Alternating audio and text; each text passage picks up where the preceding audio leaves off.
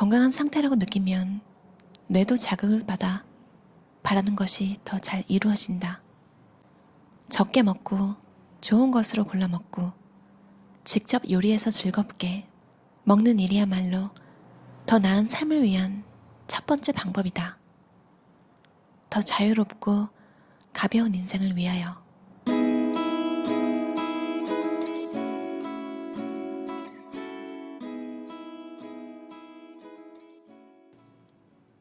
우리에게는 몸을 원래 상태로 회복할 능력이 있고 이로운 음식을 골라 먹을 자유가 있다. 적은 음식으로도 충분하다. 이 몸, 이 삶이 바로 자신이다. 당당히 외치자. 즐겁게 먹되 적게 먹는 것. 그것은 누구나 바라는 은밀한 욕구가 아닐까? 모자라거나 넘치지 않고 복잡하지 않으면서 소박하게 자신이 선택한 요리를 한 입씩 천천히 음미하며 먹는 것은 절대 불가능한 일이 아니다. 단지 스스로 터득해야 하거나 다시 배워야 할 일일 뿐이다. 하지만 우리는 원한다면 언제 어디서든 음식을 먹을 수 있는 시대에 태어난 덕에 절제와 자제와는 거리가 먼 생활을 하고 있다. 먹는 것은 억지로 해야 할 습관이나 조건적 반사행동이 아니다. 자신의 생명을 지키기 위한 중요한 실천이다. 따라서 자신만의 식생활 기준을 세우는 일이 매우 중요하다. 그렇다고 건강만을 위해 식사량을 제한하거나 체중 감량 식단을 따르는 뜻은 아니다. 배가 고플 때에만 그 공복감을 다스릴 정도의 양을 먹어서 몸의 균형을 되찾으라는 것이다. 하지만 이렇게 하려면 먼저 위의 크기를 정상으로 돌려놓고 공복감과 포만감을 느끼는 법을 다시 배워야 한다. 그리고 무엇보다 몸이 신호를 보낼 수 있도록 시간을 줘야 한다. 포만감은 일종의 감각이다. 먹고 싶은 욕구를 더는 느끼지 않는 것이다. 다른 의미로는 배가 고프지 않은 상태를 말한다. 그렇다면 우리는 왜 그렇게 자주 과식을 하는 걸까? 공복감과 포만감은 어떤 사람에게는 식욕을 다스리는 자연스러운 감각이다. 물론 공복감은 타고나는 것이지만 식욕은 훨씬 더 양상이 복잡하다. 과식을 하는 사람들에게는 본래의 기준을 잃어버린 몸이 음식물을 소화하는 과정에서 느껴지는 감각, 즉 식사를 한 뒤 느껴지는 감각들을 다시 기억해낼 수 있도록 훈련이 필요하다.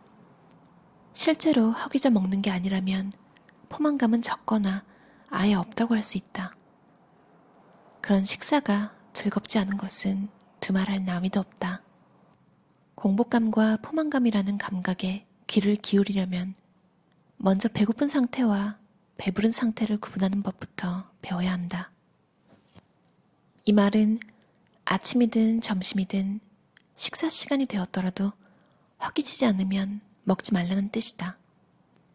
허기지지 않을 때 먹는 건 언제든 과식이며 즐거움이 없는 무덤덤한 식사가 되기 십상이다. 다이어트는 잊어버리자. 몇 달간 조금 덜 푸짐한 식사를 하다 보면 몸이 좀 더 가뿐해진 걸 느낄 것이다. 몸이 본능을 되찾는다. 나는 이것만 먹어야 해. 과자를 먹으면 살이 찔 거야. 머릿속에서 더는 이런 말이 들리지 않을 것이다. 몸을 무겁게 만들 음식물은 몸이 알아서 거부하고 받아들이려 하지 않는다. 무엇이 너무 먹고 싶어질 때는 배가 정말 고픈지 아닌지부터 자문해보자. 만일 배가 고프다면 자신이 무엇을 원하는지 생각해보자. 달콤한 것, 짭짤한 것, 푸짐한 식사, 가벼운 식사? 아니면 이를 바꿀 필요가 있는가? 아니면 신선한 공기가 필요한가? 이런 질문에 대답하다 보면 어느 순간 무엇이 필요한지 알게 될 것이다. 자신의 몸을 신뢰하라. 허기지지 않을 때 먹는 건 언제든 과식이다. 배불리 잔뜩 먹은 상태에서 느끼는 포만감과 달리 적절한 포만감은 정의가 다소 모호하다. 왜냐하면 사람들은 실제로 공복감을 느끼지 않는 상태에서 먹는 경우가 많기 때문이다. 그 결과 끊임없이 먹게 된다. 반면 동물은 배가 부르면 더는 먹지 않는다. 사실 사람도 3살까지는 배가 부르면 더는 먹지 않는다. 하지만 이후부터는 배부른 상태에서도 계속 먹어댄다. 생물 중에서 유일하게 그만 먹어야 할 단계를 본능적으로 알지 못하는 존재가 사람이다. 사람은 위장이 허락하는 만큼 먹고 나서도 여전히 허전해하며 더 큰 만족감을 얻고 싶어 한다. 안정적으로 음식을 확보하기 어려울지 모른다는 불안감 때문일까? 마음속에서는 작은 목소리가 속삭인다. 먹을 수 있을 때 양껏 먹어도 세상이 어떻게 될 줄 알고 이 즐거움도 잠시뿐이야. 먹는 즐거움이라도 실컷 누리자고. 사람들이 주로 먹고 싶어하는 것은 기름지거나 단 음식들이다. 문제는 배고프지 않을 때 먹으면 포만감도 얻지 못하는 데 있다. 그렇게 되면 먹는 것을 그만둘 동기가 없어 계속 먹게 된다는 것이다. 생체 리듬에 따르면 식후 1시간 동안 세포에 쌓인 지방을 연소하는 데 걸리는 시간이 약 5시간이다. 만일 2번의 식사 사이에 약 5시간의 짧은 단식 시간을 가진다면 우리 몸은 훨씬 더 날씬하거나 날렵한 상태를 유지할 수 있을 것이다. 물론 사과 하나, 설탕 커피 한 잔도 이 짧은 단식을 방해하는 것이다. 몇 시간 후에 식사를 하게 되리라는 사실을 기억하는 것은 장점이 많다. 살이 찌는 것을 막을 수 있고 끊임없는 음식 생각에서 노연하게 하며 진짜 허기졌을 때 식사를 할 수 있게 한다. 또한 특정 시간에만 먹기로 결정함으로써 생활을 단순하게 할 수 있다. 만일 식사 시간을 지키기 어려운 상황이라면 도시락을 미리 준비해서 정상적인 시간대에 먹도록 노력해보자. 예를 들면 샌드위치와 샐러드를 싸가서 점심은 12시에서 2시, 저녁은 6시에서 8시 사이에 먹는 것이다. 장거리 비행을 할 때 단식하는 것도 좋다. 기내식은 대부분 맛이 없고 하늘에서는 다른 유혹도 없지 않은가. 우리가 통과해야 할 첫 관문은 먼저 몸무게를 재는 일이다. 체중 조절을 하려는 이에게 가장 좋은 벗은 체중계다. 어떤 영양학자들은 체중계 따위는 잊어버리고 차라리 줄자나 자신에게 가장 잘 어울리는 청바지를 믿으라고 권한다. 하지만 끊임없이 자신을 관찰하고 자기 방임에 빠지지 않을 수 있는 가장 확실한 방법은 누가 뭐래도 매일 몸무게를 재보는 것이다. 며칠이 지나도 몸무게가 늘어난 그대로라면 다시 소식을 시작해야 한다. 몸무게가 조금이라도 줄었을 경우 기분이 아주 좋아지고 활력이 샘솟는 것을 느낄 수 있다. 지나친 통제는 극단주의로 이어진다. 우리가 추구해야 할 것은 조금씩 균형을 회복해 나가는 것이다. 바람이 불 때는 대나무처럼 유연해야만 실패하지 않는다. 모 아니면 도라는 식의 극단적인 소식은 몹시 위험하다. 자기만의 규칙, 자기만의 황금률을 자신있게 세워라. 초콜릿을 좋아한다면 매일 작은 한 조각 정도는 거리낌 없이 먹어라. 체중을 줄여 건강을 되찾아야겠다는 생각이 들었다면 당신은 이미 제대로 된 길에 들어선 것이다. 중요한 것은 그 결정을 다음날로 미루지 말고 당장 실행에 옮기는 것이다. 일단 시작하면 자신감이 생긴다. 여기에 힘들이지 않고 살을 뺄 방법을 찾는다면 목표를 이룰 수 있다는 확신이 더 강하게 될 것이다.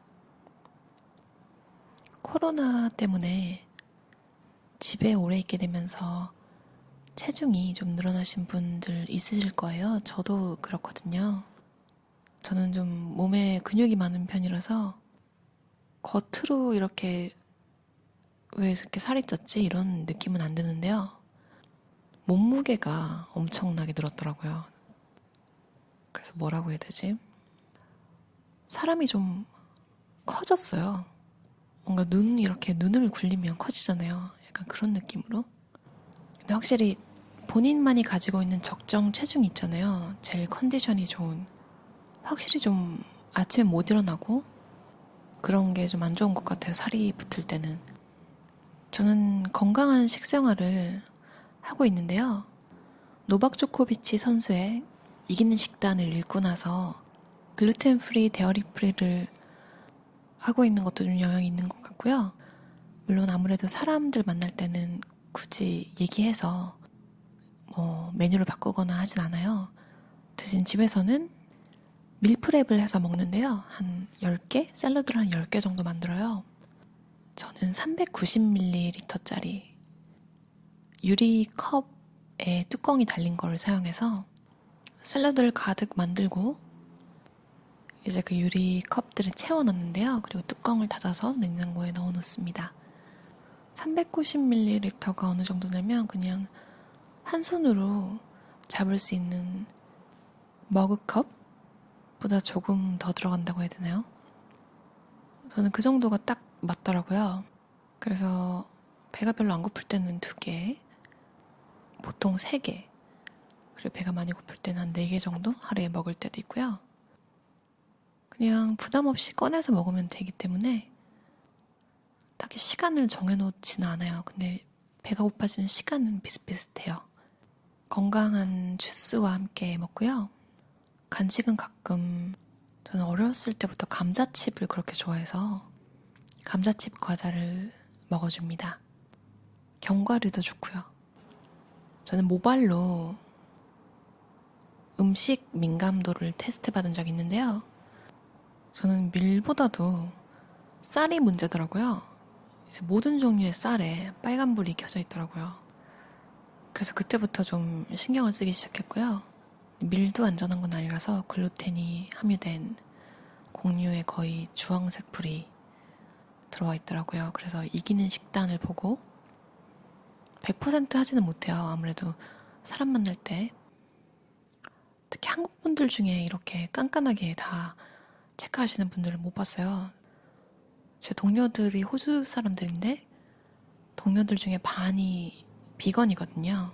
그러니까 동물성 식품을 아무것도 안 먹는. 그래서 회사 만약에 가게 될 때 회사에서는 저보다 더 엄격한 식단을 하는 사람들이 있으니까 마음이 좀 편해요. 근데 그 친구들은 글루텐 프리 같은 건 하지 않거든요. 참 다양한 식단이 있는 것 같아요, 세상에는. 아는 만큼 보인다고 하잖아요. 저도 제가 민감성 테스트를 받기 전까지는 제가 글루텐을 피해야 되는 사람인 줄도 모르고 제가 요리사로 일한 적이 있거든요. 그때 되게 특별 주문이 계속 들어오면 되게 막 신경이 쓰이고 좀 그랬었는데 저야말로 빵을 피해야 될 사람이었더라고요. 그러니까 민감증이라는 게 죽지는 않아요. 이것도 스펙트럼이더라고요. 예전에 로드트립을 벨기에, 프랑스, 독일 친구들과 간 적이 있는데요. 그중에 벨기에 친구가 글루텐 프리를 해야 된대요. 근데 또 반반 된대요. 반 정도는 글루텐 프리 아니어도 되고 반은 글루텐 프리여야 해. 이래서 나머지 3명은 이제 뭐야 진짜 피곤하다. 왜냐면 식비를 나눠야 되는데 글루텐 프리 식품이 비싸거든요. 그때는 이해를 못했는데요.